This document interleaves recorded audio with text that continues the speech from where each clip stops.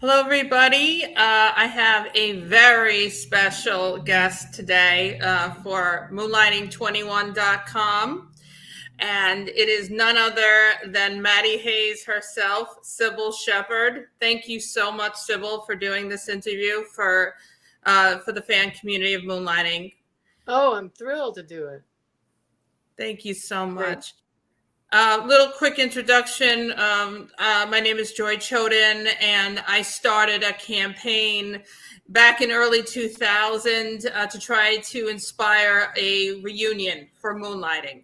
And that evolved into a campaign to get all of the seasons of Moonlighting released on DVD.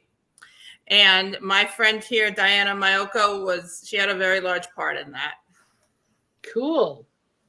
Yes, we campaigned. We went to Disney, and we ended up convincing them to release the DVDs. And we're also behind the reunion campaign. So we'll get into that. That's a question. Okay, so I will start with the first question. These questions were submitted by the fans of our Facebook group. But this is actually my question. Bruce said in the commentary that his audition with you really took place in an elevator. He said it went well because you did not slap him. He said you did not slap him. Do you remember what he said to you?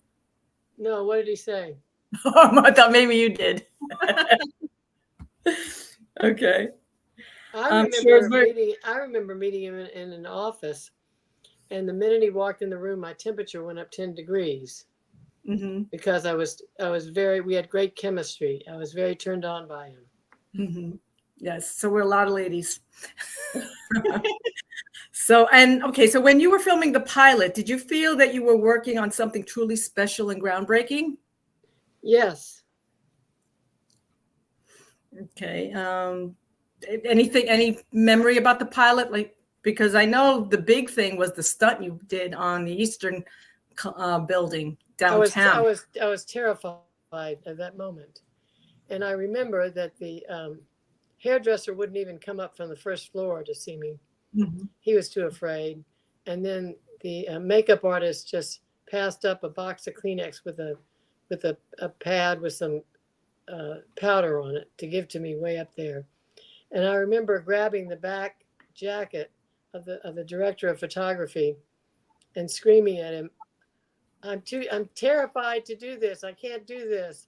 And he took off his headphones and he looked back at me. He said, "Did you say something?" I said, "Yes." But it was too late. I was already up there. It was slightly moving in the wind, the platform, when I was crawling out on those hands of the clock. Well, the other thing that was very evident in the pilot was the chemistry between the two of you. And I think one of the favorite scenes for fans would be when you're dancing in the bar. Do you remember anything about filming that scene? Well, I don't really remember that much about that scene, but I know that we had incredible chemistry. We never acted it out. One of the key things about chemistry is if you have it with an actor, never act on it. It can breed great contempt. Yes, it's almost like a marriage. It is like a marriage. So if you know. Well, in marriage, most of the time you get together with your husband or your wife. Okay, now next question is, we know that Glenn created the character of Maddie, but you made the character. How much of you is in the character of Maddie? How similar are you to Maddie? I would say I have to be very similar. I couldn't have portrayed her the way I did. Mm-hmm. He wrote an ideal character for me to do.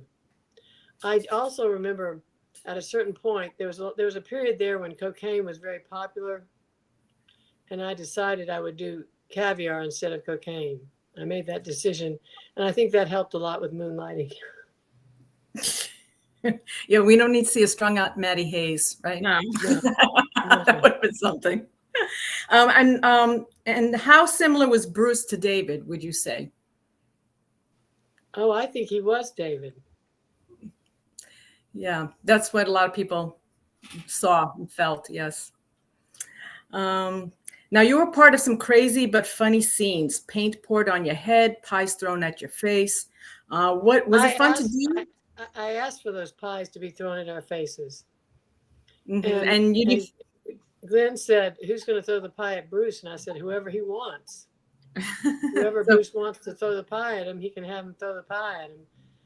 so That the was the end pies. of a very long day. That was the end of a very long, that food fight was, it seems like it was 22 hours long or 23 hours long. We had I think we had three different shooting crews because they had to leave after a certain amount of time. And did you find it messy at the end of the day? Did you say like, why did I sign up for this? Or you didn't mind? Oh, I didn't mind. The messier I got, the more I liked it. Yeah. Right. Now, let's see. Now, the dance scene at the beginning of the episode, "Symphony and Knocked Flat," where you're dancing to the Temptations' "Psychedelic Shack." How was that for you to do? You were great in that. Well, it was wonderful. I mean, the music was divine, and oh my God, there it is. There it is. You got some funk. Look at the funk. Well, I was born and raised in Memphis, Tennessee. I don't know if you know about the music in Memphis. Yes. Mm-hmm. Anyway. That's great. That's a great clip. And even lip sync very well there.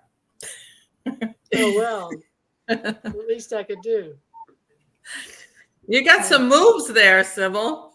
It's a real move. Well, I remember growing up watching my mother and father dance to swing music, and it kind of put me in the right mood. That's great. I love that shot with the moon coming up.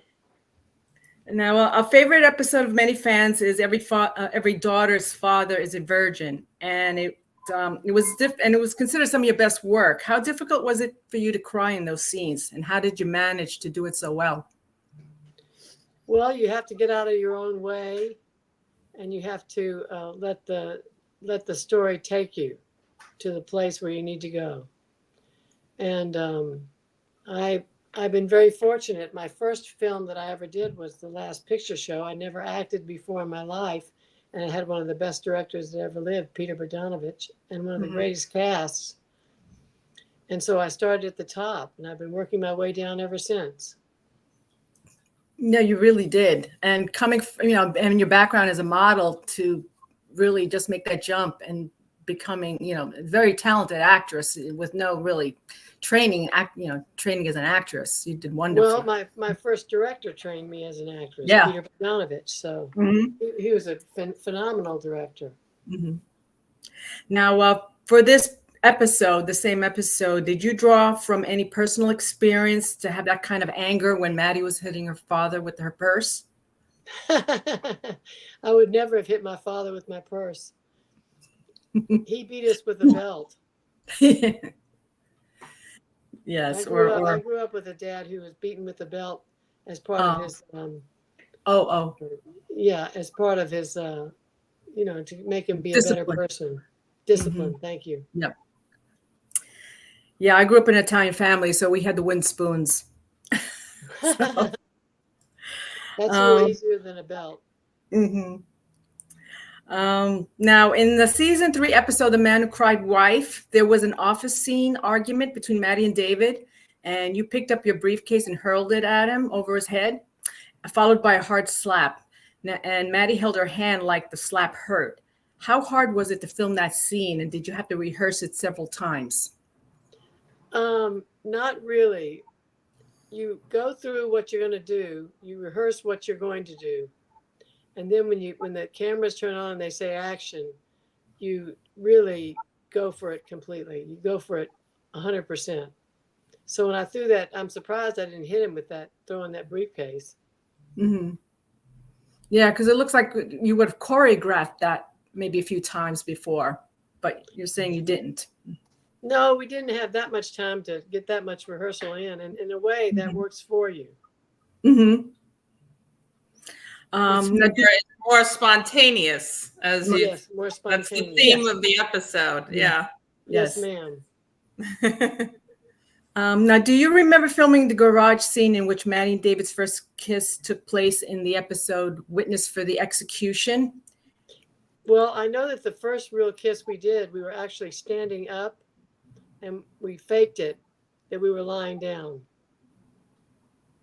So What is I don't know if that's the one you're talking about, but Well, this is the one in the garage, and this is like in Witness for the Execution, where the old man hires you guys to witness his death.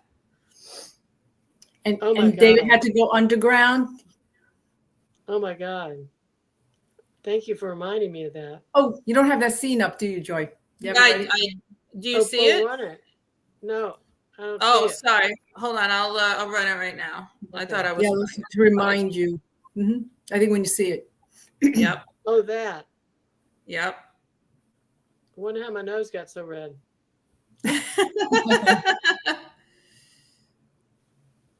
Anyway, that was a big thrill for the fans. Yeah, that it was a thrill for me. Do you remember that scene? Filming it in the garage and the anticipation of, for the show, like there was such a big moment. Yeah, I remember that. Yeah. Such a great moment. Great, and a great story. It's a great storyline because it tackled the theme of euthanasia. So that was a great episode. Oh, look at him back away from me like that. Mm-hmm. Wow. I love it. How he's still looking at you, while he's backing away. Yeah. The intensity of the moment. And sometimes the less you do, the better something is. Just let it play. Mm-hmm. Don't try to don't put a lot of scribble on your face. Yeah, yeah. I mean, you guys, in your acting, it's like a lot of it took place within your eyes and the ways you looked at each other, and not necessarily what you said. That's right. What I think really captivated the audience too. You know, watching you act is really just in the looks you gave each other. Now the other scene is, do you remember filming the iconic love scene in Maddie's house in I Am Curious Maddie? That's also known as the Big Bang episode. Do you have it to show me? Yeah, we're gonna show it to you. Yep. Yeah, Alan Arkish directed that one. Oh, Alan Arkish, yeah. Oh, I slapped him good. Were those real slaps? It looks real. Probably not. Were you really hitting him? I didn't think so. So they weren't real slaps? No, you can't really slap anybody. Mm-hmm. Yeah, it's just a camera. Yeah. We're faking it all. Acting is faking. Mm-hmm. And the better you are as a faker, the better the acting is. Mm-hmm. Do you remember, filming this? How long it took to film this? It didn't take that long, I can tell you that. I believe you. So that's you standing up, and then you guys are actually the carpet and is actually you guys are standing up. The carpet was on the wall. And yeah, right. And yeah, these are stunt doubles. These are stunt doubles. Yeah. Yes, I know. In filming that scene, I think Jerry Finnerman came up with the idea of doing it this way, filming it this way, since you were pregnant at the time and Bruce hurt his shoulder, so that you wouldn't put weight on each other. Well, also it makes your face hang better. Mm-hmm. Yeah, the gravity. Yeah. Does he actually say "I love you" here? Because that's a big debate here. That he said he did say "I love you," Maddie. Here, "I love you." Oh, he did. Well, good for him. It seems like it was off script, actually, but because there was no music. I mean, he did say in an interview with Us Magazine that he did say it, but they chose to play the music over it. The Ronettes, "Be My Baby." Well, I understand that too. Mm-hmm. Sometimes it's better not to hear it. If you just know it's been being said. Mm-hmm. Yeah. Anyway, that was great because everybody stayed home that night to watch it. TV was so different back then. It's not like now. Yeah, Alan Arcus said that actually he was having dinner in a restaurant. in LA, and people were like, "I want to get out of here so that we can watch the Moonlighting." That episode. Yeah, we watched that particular episode. Yeah, that's good. So, anyways, now, what do you think Maddie's backstory was when it concerned to men, and why she was so appalled by David, but yet drawn to him? Well, you're often attracted to what repulses you on some level. Mm-hmm. Okay, yeah, I guess, in real life, I guess that does happen. Yeah, the opposite of you. The opposite of you is the attraction, brings the attraction on. Mm-hmm. And we had that attraction and we never acted it out. So we maintained it through the whole show. I think that had a lot to do with maintaining the chemistry. Yes. Did Glenn ever give you any insight into what might have happened with Maddie? Why she seemed to be not as trusting with men? Because she seemed to not be as trusting, with men. Why would she trust men anyway? Yeah. Also, look at the way she looked. Yeah. Yes, as a model, she would be taken advantage of or used, I guess. You really couldn't trust men because they were only after you based on your looks. Yeah, but you can tell if they are really attracted to you. That's very clear. Mm-hmm. Absolutely. Okay. Now, do you have a favorite scene? Do you recall a favorite scene that you filmed that stands out to you? I love the scene where we do the black and white episode. I love that episode where Orson Welles introduces it in color, and then it goes to black and white. And then I get to sing Blue Moon, and I Told You I Love You Now, Get Out. Dream sequence always rings twice. Mm-hmm. Thank you. Yes, that was the name of it. Yeah, and you being a student of old classic films, that must have been a lot of fun for you. It was. Black Yeah. and white. Mm-hmm. The film noir. Right. Do you have any memories? There was a period where all films were in black and white. Mm-hmm. It wasn't like a noir or anything like that. There was no color at that time. Mm-hmm. Color film. I don't know what year color film started to be so popular, but anyway, at one point it was just black and white. Mm-hmm. You'd see the advertisements and the posters in color, but the films would be in black and white. Mm-hmm. Yeah, I think the first color film could have been Gone with the Wind, maybe. I'm trying to think. That was in 1939. Or Wizard of Oz. Wizard of Oz. Yeah. And Wizard of Oz too in 1939. Yeah. Do you have any memories of filming that episode, Cybill? Which part of it? Well, maybe the the singing part or the kisses with Bruce or yeah. Yeah, I love seeing Bruce. Didn't he play a lot of different instruments and stuff like that? Yes. Like he was the whole orchestra. I love that. Yeah, well, you both look great in it. It's just beautiful, everything, the photography. I mean, Jerry did a great job in finding the film stock to be able to shoot it the way he did. Yeah. Because the network wanted to do it in color and didn't just change it to black and white. They wanted to be lazy about it, but Moonlighting is never lazy. You've got a light black and white completely different than you do color. Mm-hmm. Yes, that's true. Now, what is your favorite episode? Do you have a favorite, or can you just name your favorites? That's a hard question because the whole show was so wonderful. Yeah, and obviously not only just Dream Sequence, but you had the Shakespeare show, the Taming of the Shrew episode. I was really tied up and gagged in the Taming of the Shrew. That wasn't my favorite. That wasn't my favorite feeling, to be tied up and gagged. No. But you know what? It was funny. It was funny though. But you did a great job when it comes to Shakespeare. I mean, you were hysterical, really. Yeah, great. Thank you.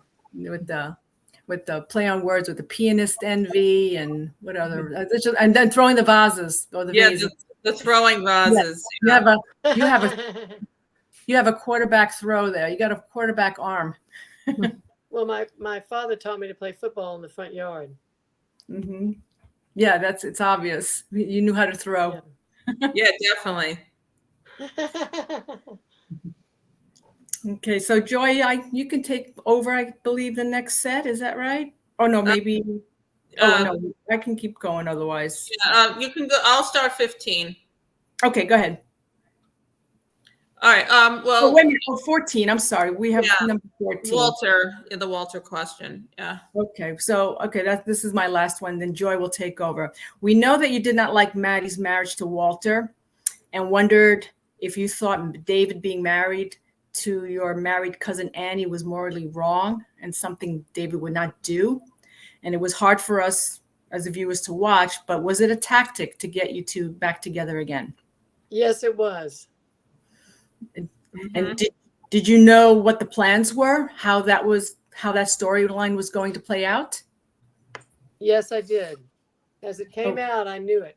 Though often, when we go off to do, driving shots where we were driving in the car and talking, we would get the pages and we would tape them up on the dashboard because we just gotten them before we drove off, and we'd have to read them and then do the lines like that, and they'd have to make sure that the camera didn't see the pages taped to the dashboard. Yeah, you could tell sometimes that you weren't really paying attention to the road, the driving. It's like anyway, but so where was it? Well, acting is faking it. Yes. And making it seem real as you can at the time. So where was the storyline going with the Annie storyline, Cybill? If the show hadn't ended where it was, do you remember like where that was going? Yeah, Virginia Madsen played Annie. I don't remember. Okay. Right. Okay. Next. Do you remember? Well, yeah. I mean, Annie came in as so with some of the writers that we've interviewed in the past. They said that Annie was supposed to almost mirror the Sam arc with the Mark Harmon storyline that eventually were supposed to come together, but we never got to see how. Because the show was canceled in the 5th season, but Annie was a character, and there was supposed to be a play out. It was supposed to be played out in some way, but we never got to see it. And we wondered what you thought the storyline was going to go. Like, where was she going to end up? How was she going to be? I have no idea. I didn't know either. We were flying by the seat of our pants with a lot of genius surrounding us. Yes, and you had a bunch of new writers in that season also. So, okay. All right. Is there anything you wish you could have done differently with the character of Maddie, Cybill, if you had the opportunity to do so? Is there a storyline you would have loved to have seen Maddie, move towards in the show that you didn't get to do? I can't recall anything like that. Okay. So in season 5, the episode Perfect, Maddie and David are planning to go to Paris. And did you ever, the gown that the picture, Robert Tortorici's dress. Tortorice. Apologize. Do you remember the storyline of, that Maddie and David were going to possibly go to Paris? Maybe even that was how the show was maybe going to end if the show hadn't gotten canceled. How many episodes did we do? I thought we did 66. Well, the 5th season, I think you did about maybe like 18 or something like that. Yeah. But go ahead. We sent you a picture of the dress. It doesn't look familiar to you? It does look familiar. I must have worn it. Oh, okay. Maybe it was cut. I don't know. Why? Was it not in the show? No, we never saw it. No, we That's never saw interesting. him with that dress in the show. Yeah.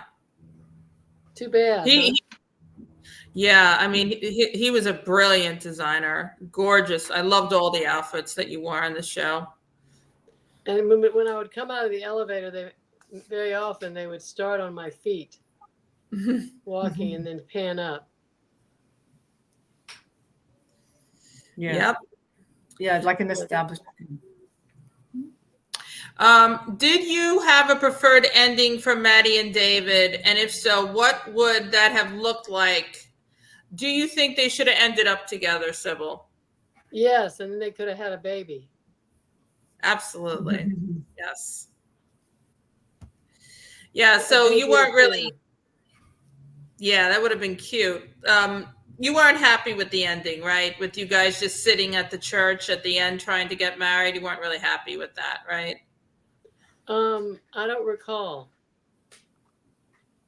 Yeah, that's how it ends. That the set is being torn up, and you guys are trying. You and David, Maddie and David are trying to run and save the show.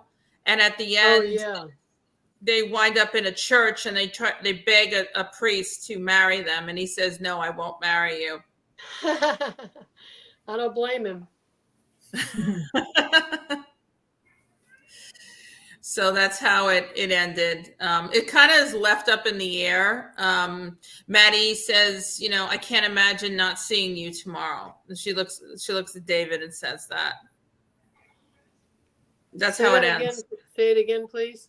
It ends where David and Maddie are sitting on the steps of the church.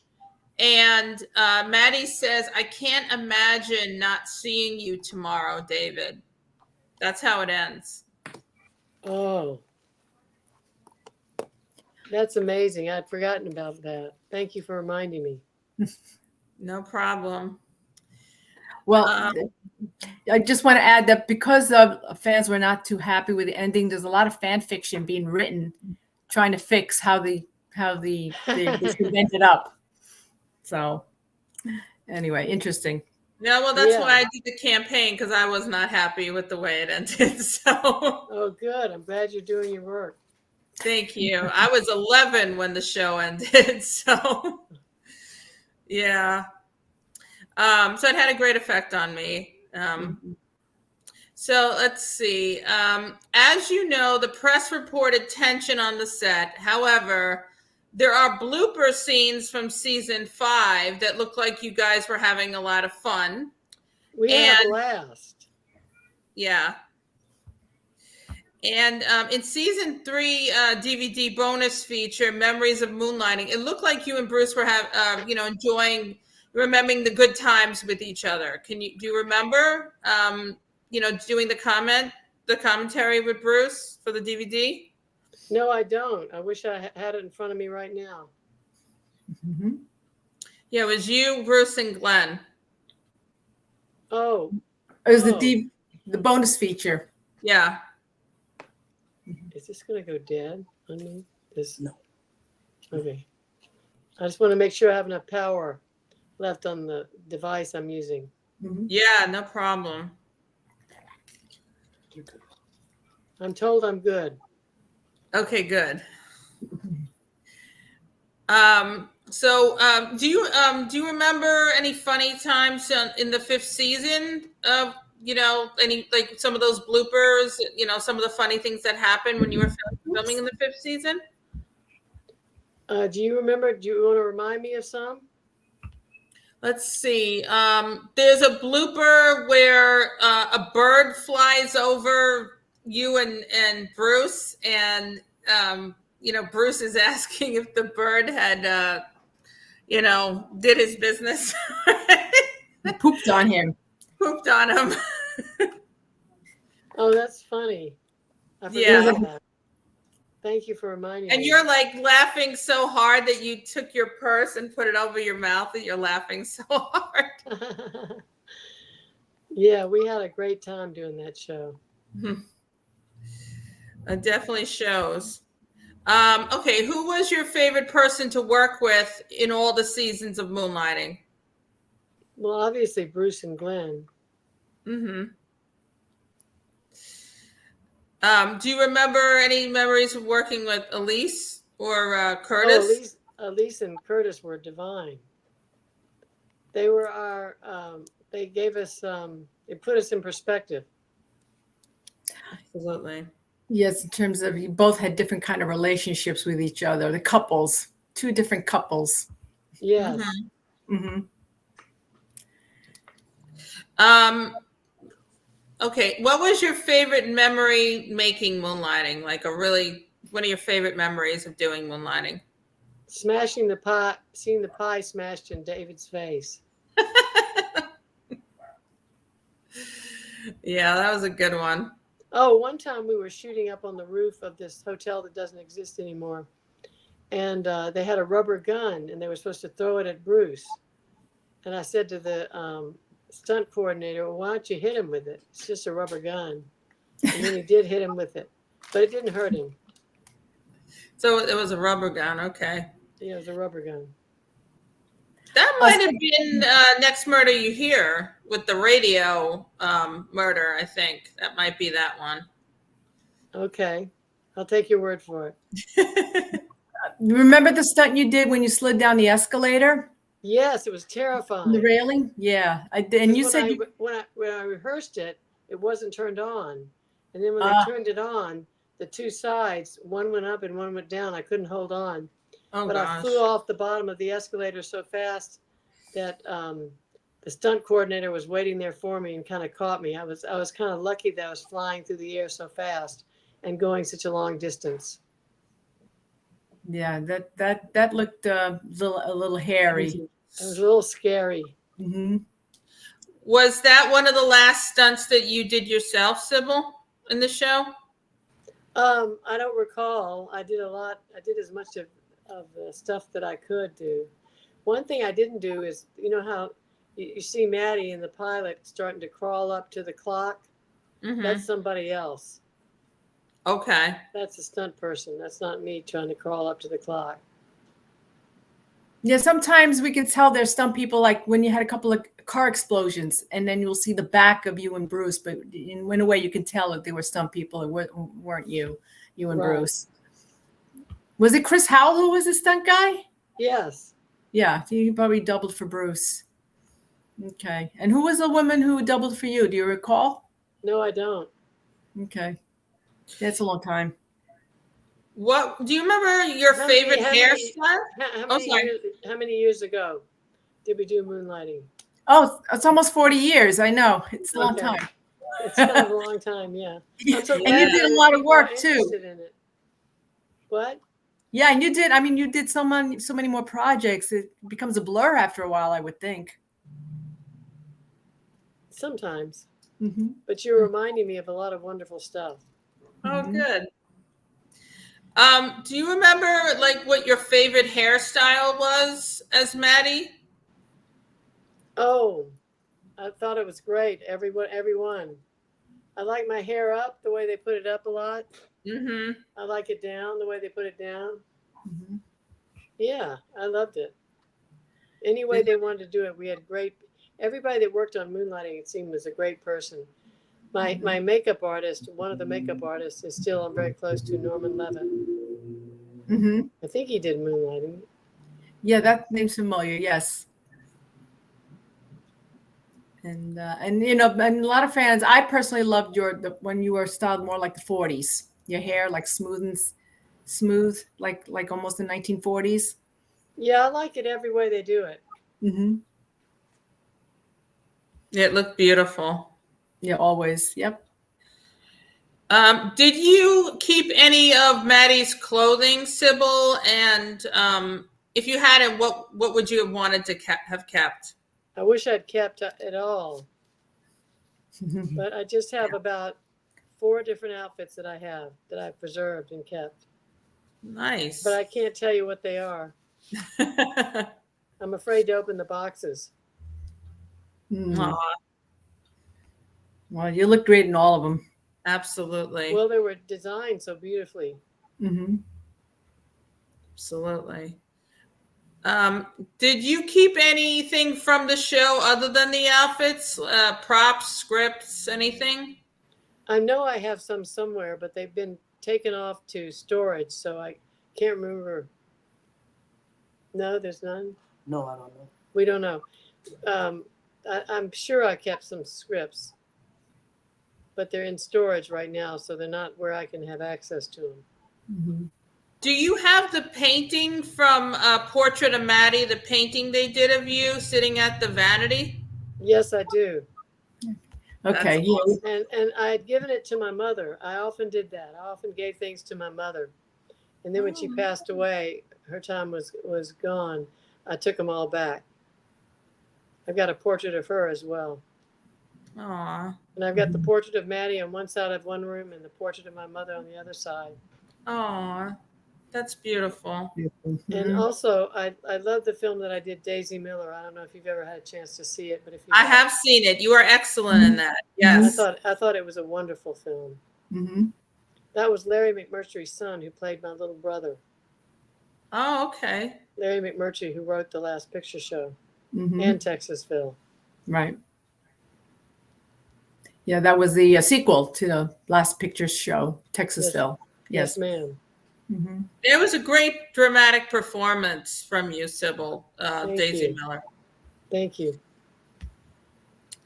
Of all the photo shoots that you did with Bruce, what was the most fun that you can remember?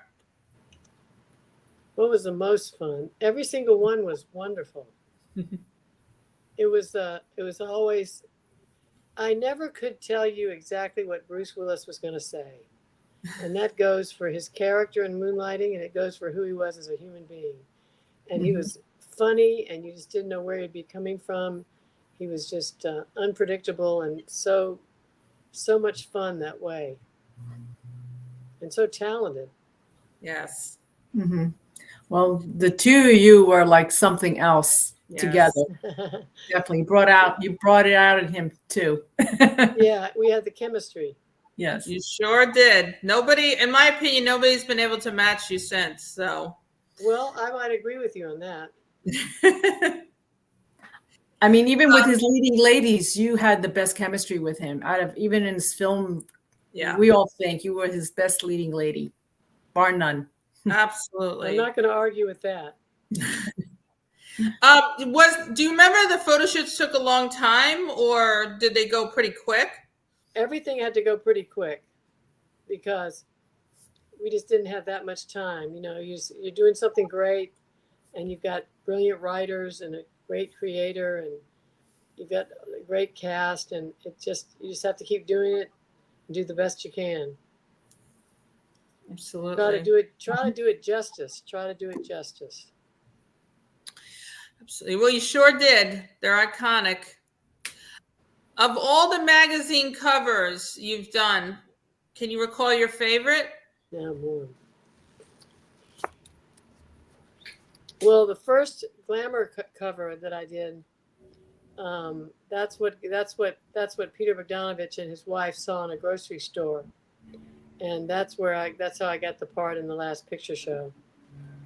And I went up to meet Peter Bogdanovich at his hotel room, and I wore cutoff jeans, and I sat on the floor, and he had a rose that he on a coffee table, and I started tearing the rose petals off, and I think I endeared myself to him with that. Yeah, I think I read somewhere that by you doing that, he saw you as JC, as a heartbreaker. Yeah. Right, that you would be tearing off the petals. Mm-hmm. Yeah.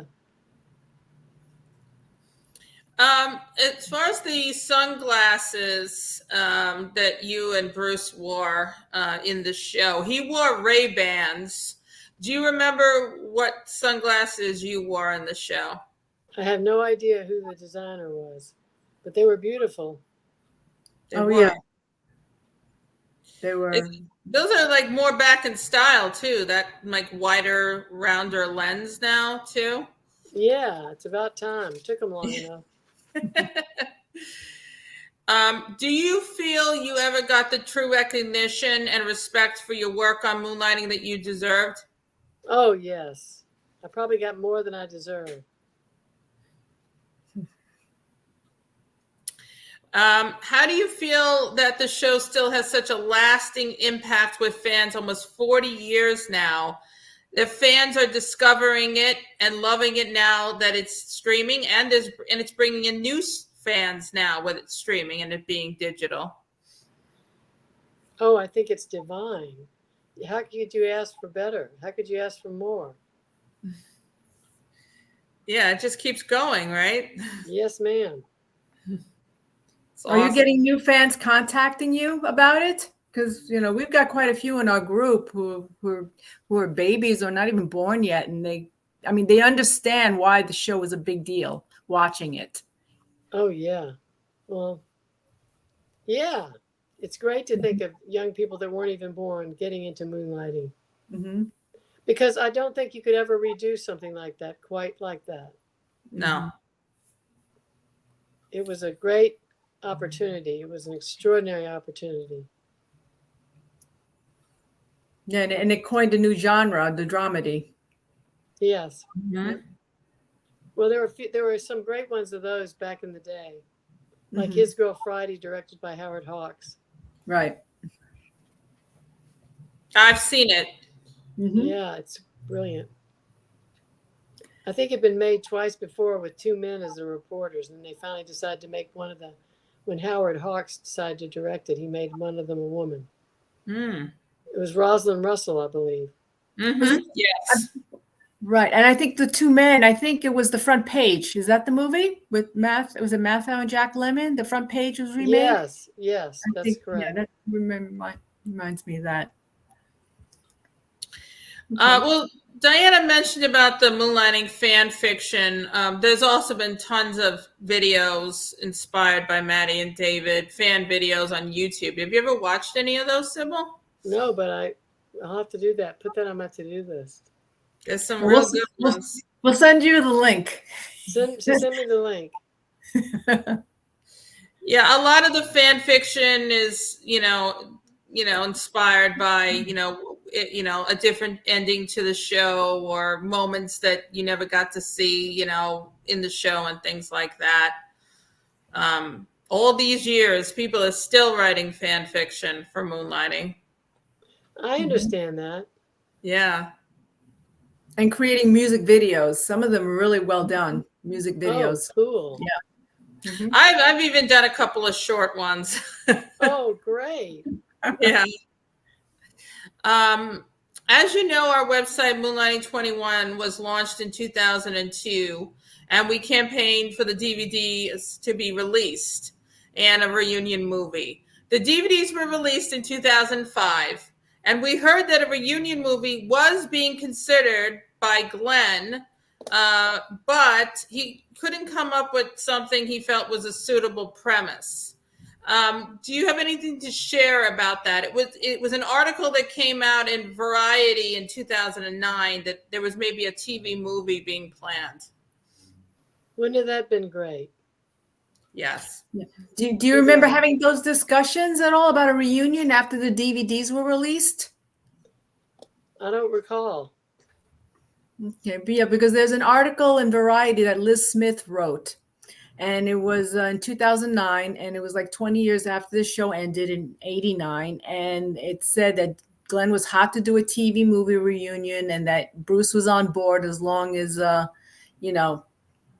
he was on board as long as Glenn can come up with something.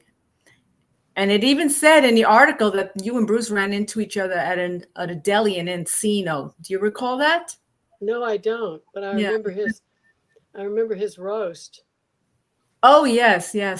Well, yes, that was great. You were the highlight there. Yeah, you were really funny. Really funny. and I got to wear a red dress. Yes. A red dress with some pants underneath, I think. Do you ever remember talking to Bruce about possibly doing a reunion at all with him? No, I don't remember. I don't recall talking to him about it, but I wish I had. Okay, yeah. Because it did, and I've heard from other sources that Glenn was thinking about it. So, but it's kind of tough to follow up. I think It's a hard act to follow. Yes, that's what I was trying to say. Yeah. Thank you. Speaking of the roast, what was it like to see Bruce again so many years later doing that roast? Oh, it was wonderful. I think he rode in on a motorcycle. Oh yeah, I think you're right. Yeah. Yeah. Bruce. Did you get to talk to him after you did the roast? I don't recall that we did. He sent me a thank you note though. Oh, that's And nice. he left out an L on my name. Oh, really? Yeah, he spelled Cybil. Oh, that was probably somebody else. Okay, let's blame somebody else. Yeah. I never worry about people misspelling my name because they've done it for so long. It doesn't matter to me. Oh, yeah, even your last name. Yeah. Yeah, and I have to say, you really held your own at the roast because I thought some of it they were kind of mean. It was a little mean spirited, I found, but you took all the, everybody was kind of being attacked, but yeah, it was you held your own there. Thank you. I tried. Yeah, you killed it. You definitely killed it. Many fans are excited about your upcoming appearance at Chiller Theater. Is this the first time you were asked? And would you consider making a trip to Canada to meet more of your fans? I would consider that. I've worked in Canada so much over the years. Mm-hmm. I think I did a film. Last film I did in Canada was How to Murder Your Husband. Yes, with Steve Guttenberg. Yes. Yes. Mm-hmm. I couldn't think of a nicer guy to have to murder.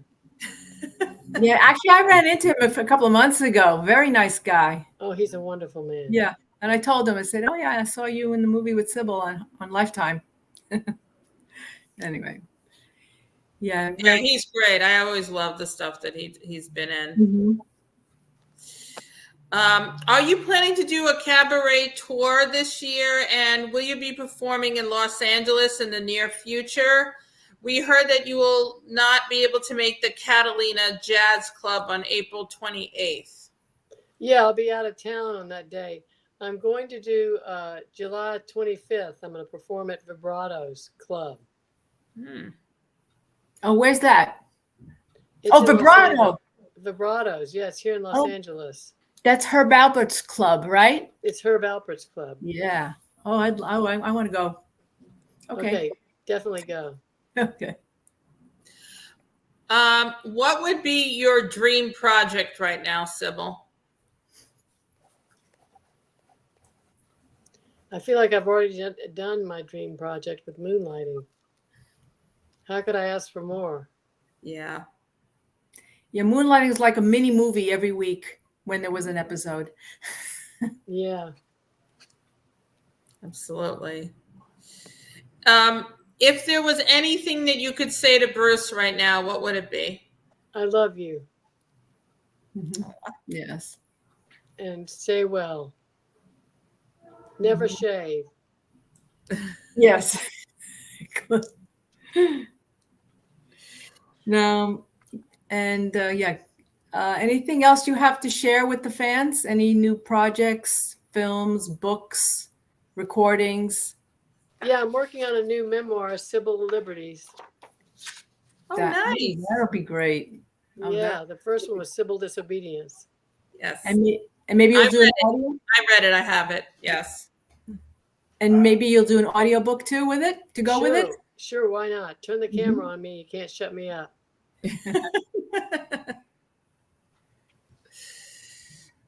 So I think that's all the questions we have from the group.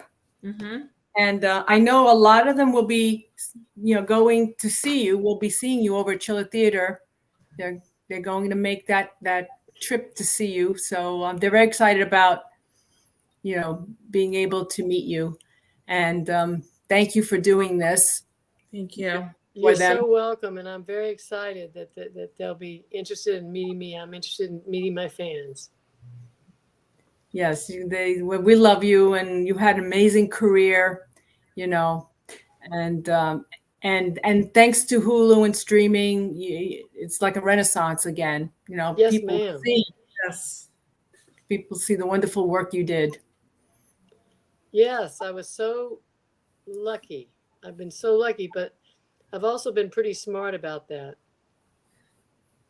And when I had the chance to do Moonlighting, I was not going to turn it down. And then all I had to do was meet Bruce Willis. All he had to do was walk in the room, and my temperature went up, as I told you already. I'm repeating myself, but it went up like 15 degrees, and I thought, this is the right guy. But just never act on it. Well, the pairing we came close. We came close, but not too close. What kind of willpower did you have, girl? Seriously. I had to have a lot. He was the one that stopped it. He was the one that had the willpower. Oh, really? Yeah. He's all of a sudden he said, you know what? Maybe we shouldn't be doing this. What if we're working together a really long time? I said, you're absolutely right. We better not do this now. So we never did it. It's kind of, it's smart because it can Yeah. get, it's like, you know, at a workplace, you're at work too. So it could get messy. But you can always pretend that you did it. You could pretend and fantasize about it. Yes. Well, was that like when you guys first started working together? When that guys thought about it? I don't think we'd worked together yet. I think it was just we were just hanging out in a lazy boy chair. You know, the kind that go back and become almost like a bed. Mm-hmm. So it's like you guys like kind of hit it off right before you filmed the pilot then. Yeah, before we filmed the pilot, and then Bruce and I realized we better not act on this because what if we have to work together for a long time, you know? Oh, that's interesting. Familiarity can breed contempt. Mm-hmm. Mm-hmm. Well, a lot of us always assume this, this was during the pilot, but you're saying it's before the pilot. So that's interesting. Yeah, it was before we even worked together. Mm-hmm. But we had that chemistry, so. Yeah. Mm-hmm. Well, everyone has said the pairing of the two of you was like lightning in a bottle. Yes. Yes, ma'am. Thank you for that. Okay. Well, I think we will let you go then, Cybill. Thank you so much for giving us the time. And I know the Facebook group will be thrilled to hear you answer their questions. Yes, I'm so thrilled that I had this opportunity to talk to both of you. Thank you. And again, because we did speak to you like 20 years ago before the DVDs came out. So I remember that. Yeah, so we got to talk to you again. Well, it's my pleasure and it's my honor. Thank you. Thank you so much, Cybill. You've always been one of my favorite actresses ever since I was a little girl. Thank you so much. Don't ever change. And don't ever shave. And don't ever shave.